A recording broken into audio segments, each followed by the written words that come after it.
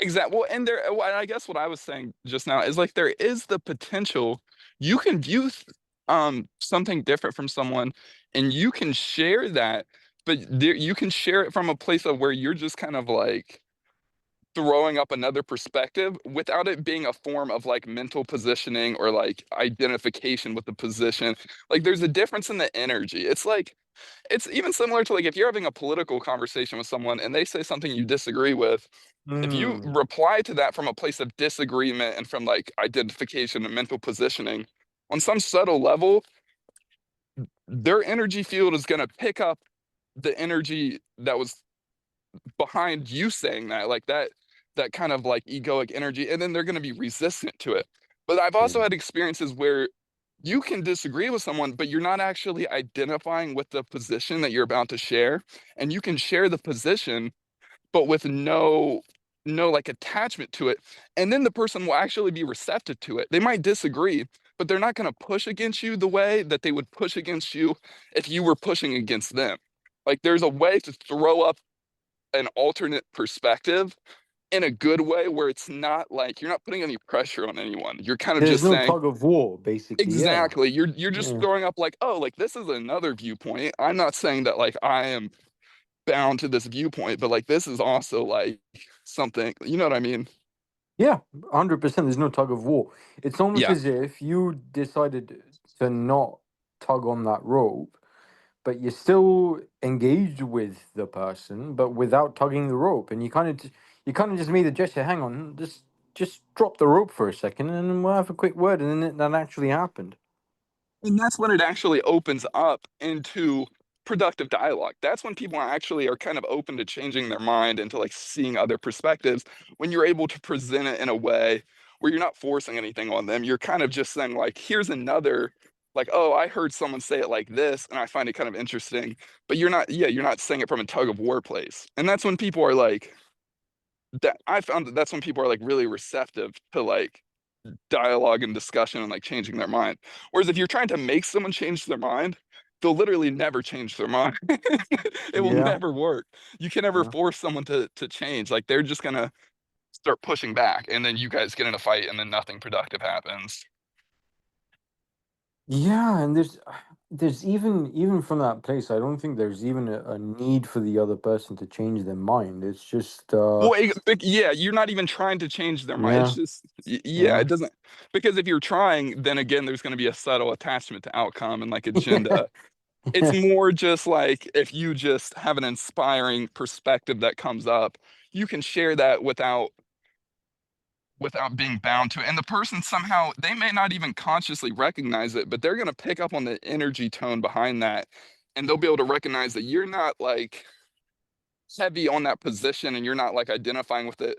So they're not gonna, and they're not gonna identify you with the position.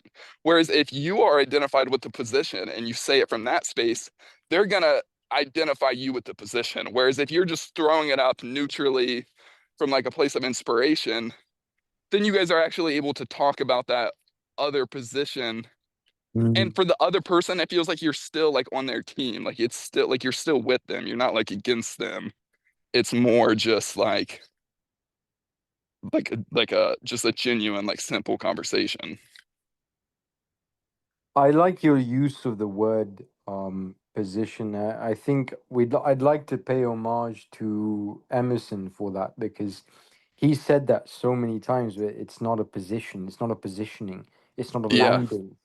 Yeah, well, and it's fun what when I say that what I think of, I mean, I've said the mental positioning thing for a while, but David Yeah, says it yeah. really, really clearly in the Yeah. conversation with Hannah. And the conversation with Hannah, she brings up how she's really into like political activism. And she says that sometimes when she talks politically with people, it can take on that personalized mode and become more tense. And then the answer that David gives her is he says you can still share like perspectives and things, but the key is don't be identified with it. Because if it's coming from a place of like clinging and attachment and like identification, it's not going to work. And like that's something that I saw really, really clearly years ago without even necessarily putting it into words. Because something I really, really like is I love having like good conversations with people. That was one of the things that I always wanted the most out of all of this. And I Mm, saw that like back in 2019 without even realizing it, that if I talk to people from a place of non-identification, then they're actually open to hearing my ideas, even if it differs from theirs. Whereas if I bring up those same ideas from a place of identification, they don't want to hear it.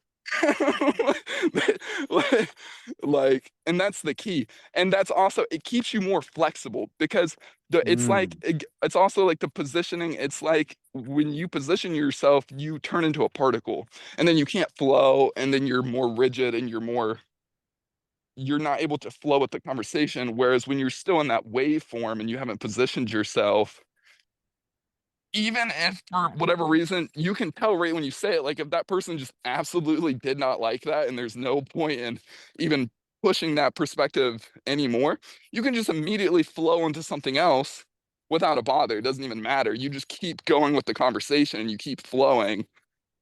And then maybe sometimes it does like circle back to that perspective, or maybe it doesn't, it doesn't matter, basically.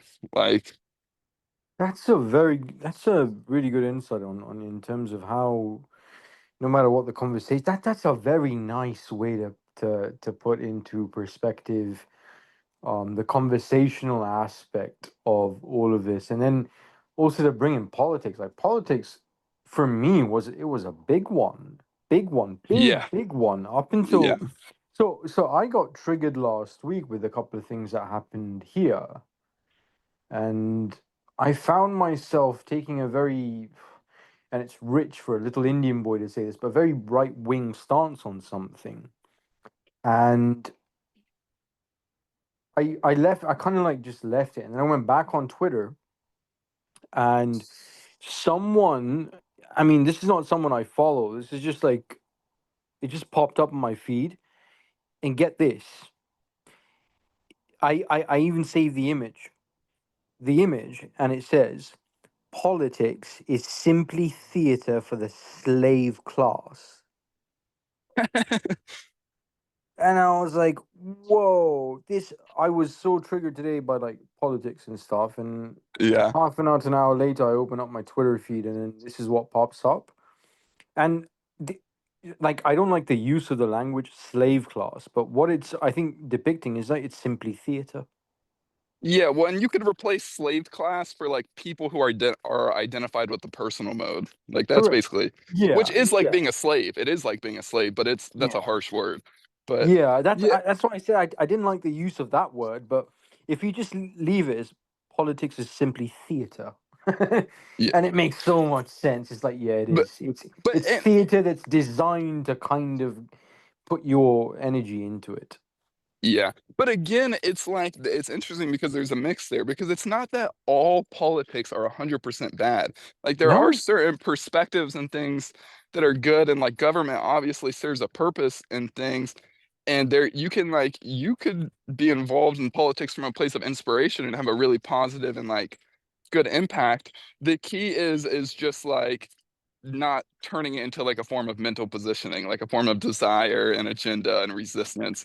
Like that's when it's bad. And that's what almost everyone with politics is doing. Like you can see like on like probably what David would say is like the political system, it's like one of the most gross forms of polarity. It's literally polarity built into the structure of our government. Like the Yeah. whole idea that you're either left or right wing is Yep. fucking stupid. It doesn't even The make any thoughts just sense. you said it, and the thoughts just popped up in my head. Is like left or right, it's polarized. Yeah. Yeah, it's literally built into it, and it doesn't. It, like it's stupid.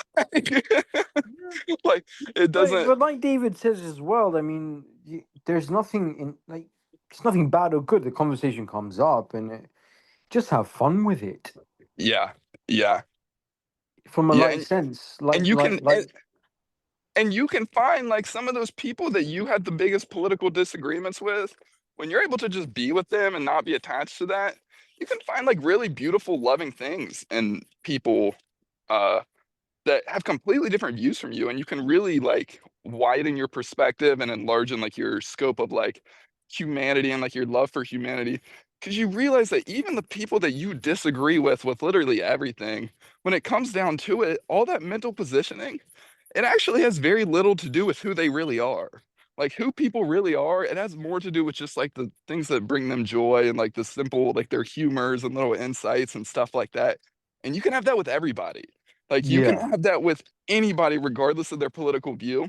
But the way to have that is to not be playing tug of war with them. Because if you're playing tug of war with them, they're not going to be comfortable with you and they're not going to share their beauty with you. Whereas when you're just open and non-resistant to them, somehow they sense that and they let their guard down. And that's when they share those like really beautiful little moments with you and you guys can have really nice experiences.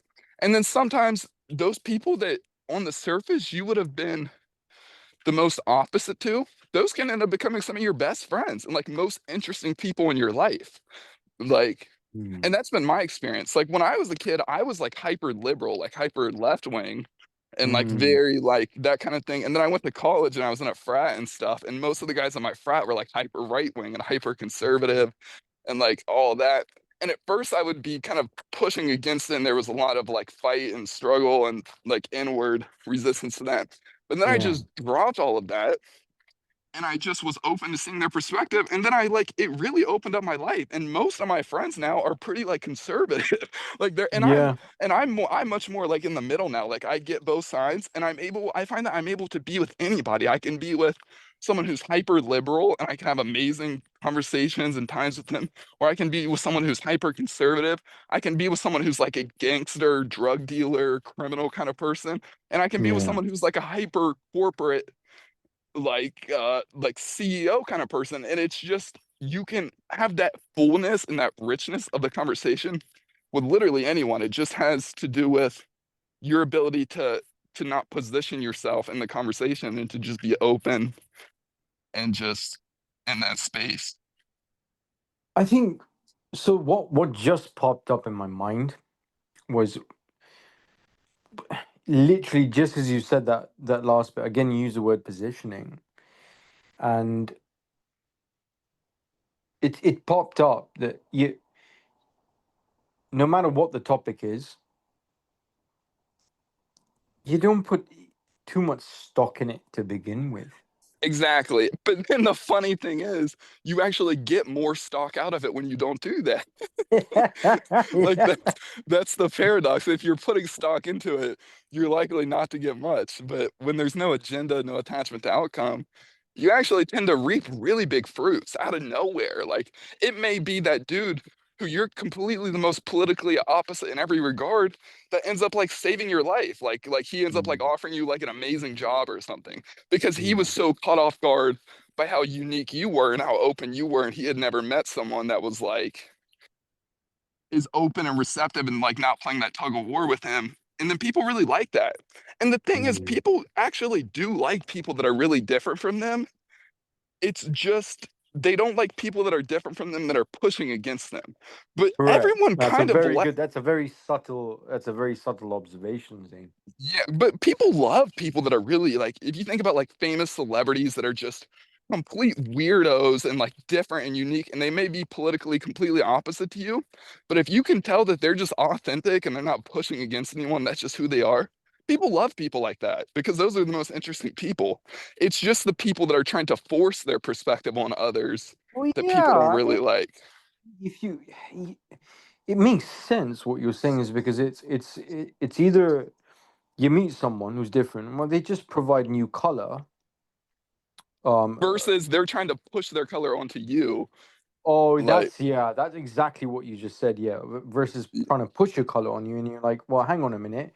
I'd rather appreciate viewing a new kind of color in in the mix versus being forced to adopt that.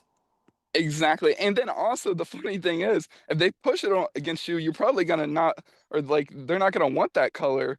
Whereas if they're not pushing it on you, that actually makes you curious, and you're like, maybe I can get a little bit of that color. I actually do want some of that color. But like, and that's what I mean about being able to like actually influence people and like impact people's perspectives. Like you can't do it by force. You just do it by authenticity and just being you without trying to force anything because people like that. People like people who are authentic, and people can just kind of sense that kind of like unconditionalness of you. Like that's another way of putting it. Like positioning, that's like condition. Whereas like when you have this unconditional nature to you, like unconditional love or just unconditional authenticity, people really like that for a lot of reasons. It just feels better, it's more powerful, it's more authentic, it's more childlike. Like, yeah, it's more clear too. You have a much more clarity because again, it's like we said, the mental positioning, it's like filters on your perspective, which Mm. limits your clarity. I mean, the same thing, even if you, the same thing applies to even relationships, Zane. The Yeah, same thing applies to like it applies more to specific everything. dating. If you look at dating, it's either about outcomes or it can be based on a person's not just political views, but like, this isn't about like misogyny versus misandry, or in a way it might be. It's seen that way, but like, you know, being conservative or traditional versus liberal, um, it's the same thing. It's like positioning. Like, these are my beliefs. This is how I feel I should be conducting myself. And the other person can be exactly the same way. Things clash. And then everyone kind of forgets about, or rather, is blinded towards the more basic original form of the whole point is love. And when it's loving and from a more neutral standpoint, all the things that you would do for your partner and the dynamics of who does what fall into place naturally. You're not going on Chat GPT to ask Chat GPT if you were in the wrong because you got angry at your partner for Y- not cooking for you Oh, after a dude. 12-hour fucking shift. I mean, And for the love of God, mate, she had a 12-hour shift. that was Perhaps so funny. yeah, perhaps a softer stance would have been either to ask her what she'd like for what we can do for dinner, or have some more initiative yourself, or just, I mean, Well, fucking Uber Eats that shit. Even if you have a little bit of resentment towards your partner, you're coming from a more neutral perspective. She doesn't yeah, want to cook, fine. I don't want to cook, fine. Let's fucking order something. yeah, and there's yeah, yeah, exactly. Yeah, that's perfect. It's just an And example. I'm not saying it has to be no, that yeah, exact way train of thought, but it's just whatever solutions arise from that place of just like pure, like just like effortless, like flowing through it. Like, oh, okay, 12-hour shift, she didn't cook for me. She might be a bit pissed off, and and see what pops up. and what I was gonna say is again, it goes back to the being like mental positioning versus just being the wave.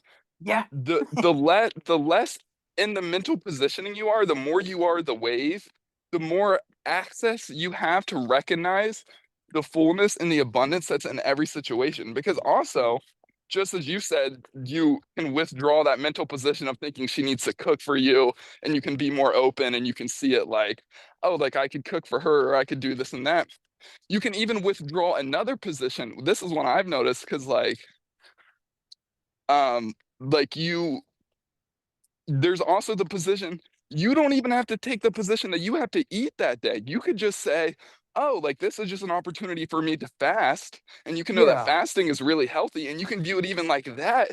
And then even that's like really, really powerful and beautiful because you can take a situation which to most people would be a form of lack and something being wrong, like not having food. Like that seems like such Mm. a fundamental survival thing. Even that can be transmuted into abundance and into an opportunity because you don't have to view that as like a limitation. Like you can literally, there have been times where like I was gonna eat and then I go to like a restaurant or something and it's closed. And because I'm not attached to the position, I'm just like, oh, like maybe this is just like a sign I should fast today. And I'll just fast and I just won't eat. And it's like really good. It's like really healing and like productive. And like you can, like that's even deeper abundance. Like abundance isn't about having all the material possibilities. It's about having that openness to life and that non-attachment to outcome and just being able to flow with life. And then you actually end up reaping the fullest fruits that way. That's when you actually do generate more and more resources and potential and opportunity. But it comes effortlessly. It just comes naturally, like through the flow of life. It doesn't You come from.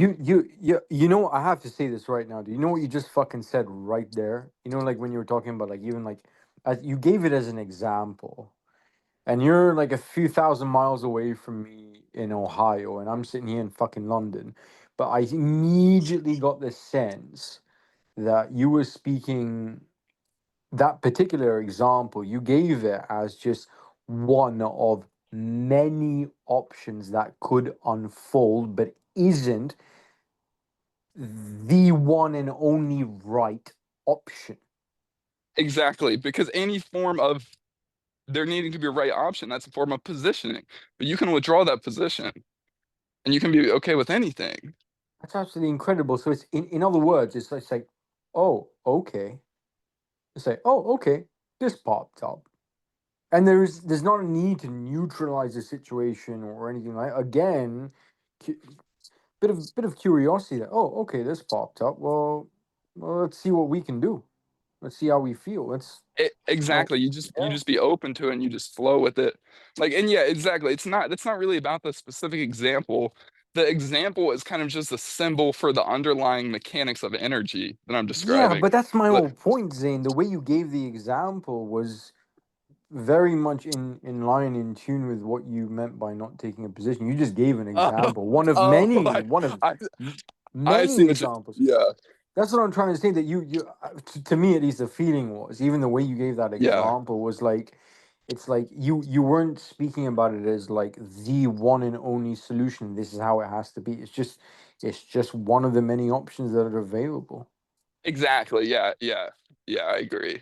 Yeah, Yeah. I like that. I like that. Yeah, a lot of the times when people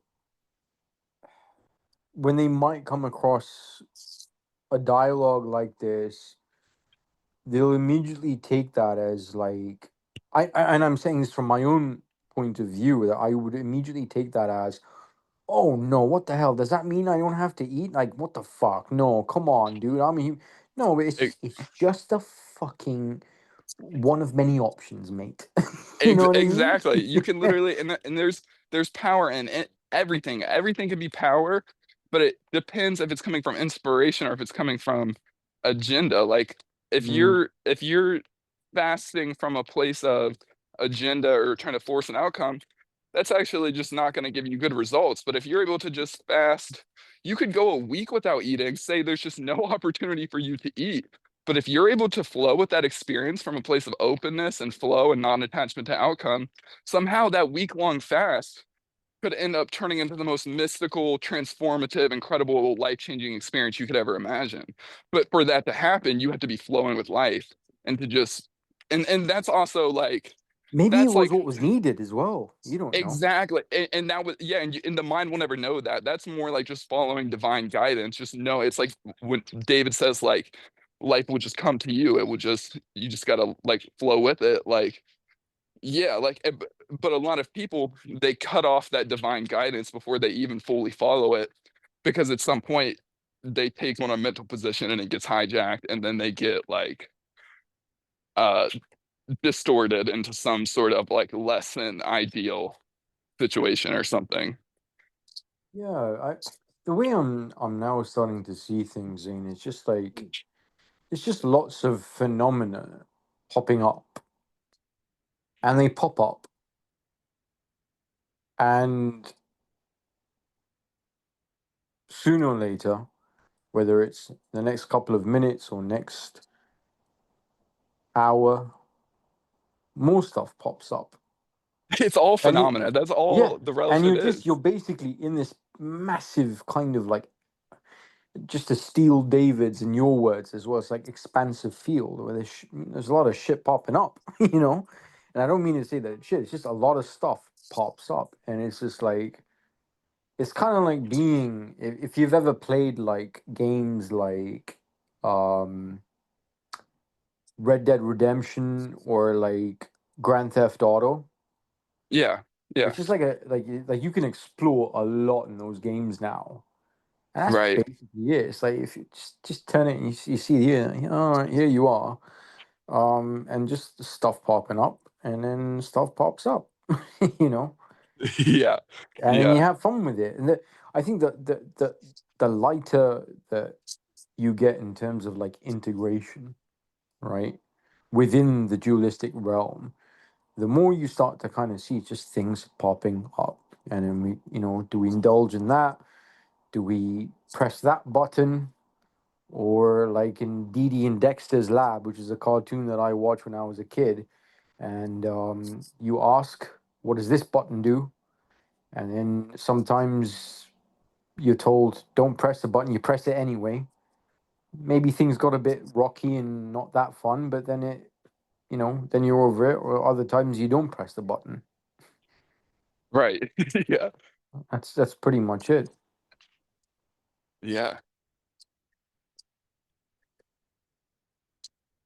Yeah, it's continuous exploration, dude.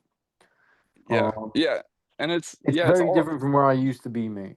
I used to fantasize and visualize and fucking constantly imagine a new reality. And the point is that, well, if that's all you're doing, then that's all you're gonna keep reflecting, because life yeah, is in that it's sense a reflection. it's You're just gonna keep, even if you make like $1 billion and have like a hot model wife, you're still gonna not be very happy with what's in front of you. You're just gonna keep um trying to fantasize and visualize then. exactly, yeah. It's like they say, nothing changes if nothing changes. Or like how Einstein says, like the definition of insanity is doing the same thing Same over and thing. over Yep. and expecting Yep. different results. Like Yep. that's, Yep. yeah. Oh, oh, it's pretty cool, dude. For the first time today, at least, the sun did come out.